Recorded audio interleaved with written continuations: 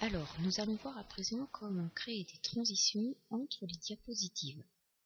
Donc là, j'ai repris les diapositives de la dernière vidéo. Et donc, un titre, comment créer des transitions entre les diapositives.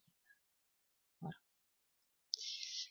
Donc en fait, la transition, c'est ce qui va permettre de passer d'une diapositive à l'autre lorsque le diaporama sera projeté ou affiché en plein écran. Donc pour ça, on va dans l'onglet Transition. Et là, ici, on a des propositions d'effets. C'est-à-dire qu'en fait, nos diapositives vont passer de l'une à l'autre avec un effet qui est donc défini ici.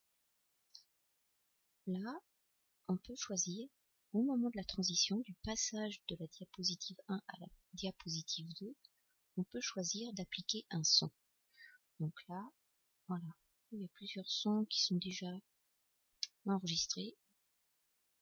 On verra comment insérer son propre son. Ensuite, ici, c'est la durée du son. Voilà, donc c'est assez rapide, 2 secondes, ça va très vite. Ensuite, ici, on peut choisir d'appliquer ce son sur toutes les diapositives à chaque transition. Voilà. Et ici, c'est une fonction qui est quand même importante et utile à connaître, parce qu'en fait, on va pouvoir définir le passage de la diapositive 1 à la diapositive 2, soit manuellement, c'est-à-dire que généralement c'est un clic, soit définir le temps ici, donc c'est en secondes hein, au départ, soit définir ici le temps qui va s'écouler entre le passage de la diapositive 1 et le passage de la diapositive 2. Voilà, donc pour l'instant, moi je vais faire manuellement et voilà, on verra ensuite pendant la formation si certains souhaitent utiliser cette fonction. Je leur montrerai effectivement comment l'appliquer. Là pour l'instant on va rester donc au passage manuel.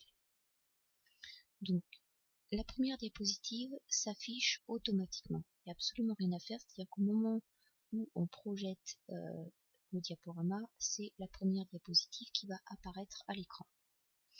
La transition s'applique à partir de la deuxième. Voilà. Donc là, on a plusieurs transitions possibles. Voilà. Et lorsqu'on clique dessus, on a un aperçu des transitions qui vont s'appliquer entre les diapositives. Voilà. Donc là, pareil, je vais pas toutes vous les faire parce que ça prendrait des heures de vidéo. Donc vous pouvez vous amuser à la maison à en essayer un certain nombre. Voilà. Voilà. Et donc, une fois qu'on a choisi une transition, en fait, il y a le petit onglet qui est là et qui n'existait pas au départ. Alors, je vais vous le montrer parce qu'il est vrai. Donc, aucune transition. Voilà. Lorsqu'il n'y a pas de transition, cet onglet-là est inutilisable. À partir du moment où on choisit une transition,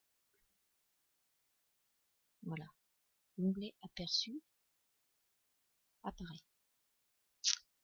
Et en fait, lorsqu'on clique dessus, ça nous permet d'avoir un aperçu en grand écran.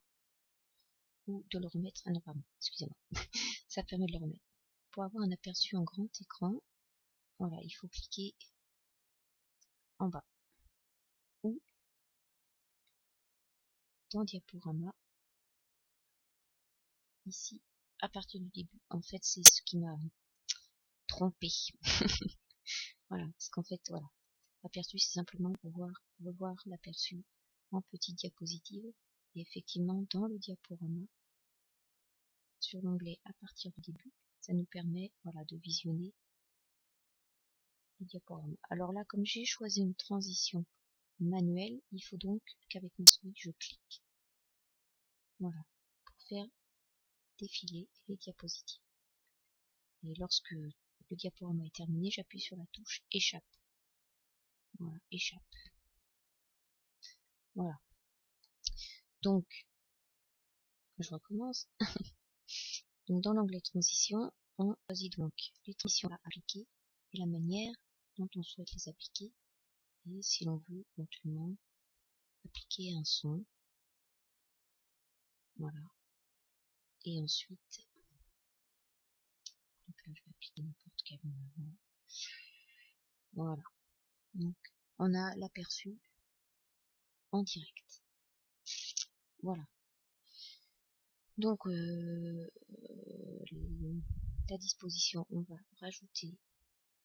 Alors, important, lorsqu'on applique une transition ou une animation, vous pouvez voir sur le côté une petite étoile apparaître. Chose qui n'est pas présente lorsqu'il n'y a aucune animation de programmer. Je vais remonter. Voilà. Là, si j'enlève l'animation, la petite étoile qui était là a disparu. Si je remets la transition, voilà, elle réapparaît. Même chose pour ici. Voilà. Donc bien sûr, on peut appliquer une transition sur la première diapositive, celle qui va apparaître en premier. Mais quoi qu'il arrive, la première apparaîtra qu'on en ait mis une ou non. Après, voilà, c'est la façon dont on veut que le diaporama débute qui va déterminer si oui ou non on applique une transition. Voilà. Donc une fois qu'on est dans le volet transition et que l'on souhaite visualiser donc ce que l'on a fait, il existe plusieurs solutions. Donc on peut visualiser le diaporama comme je l'ai fait tout à l'heure à partir du début. Voilà, puis cliquer de façon à faire défiler les diapositives jusqu'à la fin. Et pour sortir, on appuie sur échappe. Ou tout en bas, vous avez une petite icône qui représente, je suppose, un écran d'ordinateur. À vrai dire, je ne me suis jamais posé la question. Lorsque vous cliquez dessus, en fait, ça va vous permettre de faire défiler le diaporama à partir de la diapositive sur laquelle vous vous trouvez. Là, par exemple, je suis sur la diapositive numéro 2. Donc, pour voir à quoi ressemble ma diapositive en plein écran, je clique dessus. Voilà. Et si je la fais partir du début, d'ailleurs je vais enlever le son, parce que ce son il m'agresse un peu à l'ouverture. Voilà. Donc voilà, si je me mets sur la première diapositive, que je clique, je vais pouvoir, là encore, visualiser mon diaporama jusqu'à la fin. Voilà. Donc en fait, ces deux fonctions sont quasiment identiques à celle-ci. C'est d'ailleurs ce que je reproche un peu à PowerPoint 2013, il y a énormément de fonctions qui se recoupent. Comme par exemple ici nouvelle diapositive, alors que dans le volet insertion, on a également nouvelle diapositive. Enfin, il y a pas mal de choses qui sont un peu redondantes.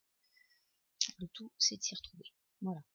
Donc c'est tout pour cette vidéo, la transition entre deux diapositives. Donc je vous rappelle, on peut appliquer un effet visuel ou un effet sonore. Et on peut également choisir la manière dont les diapositives s'enchaînent les unes après les autres. Voilà.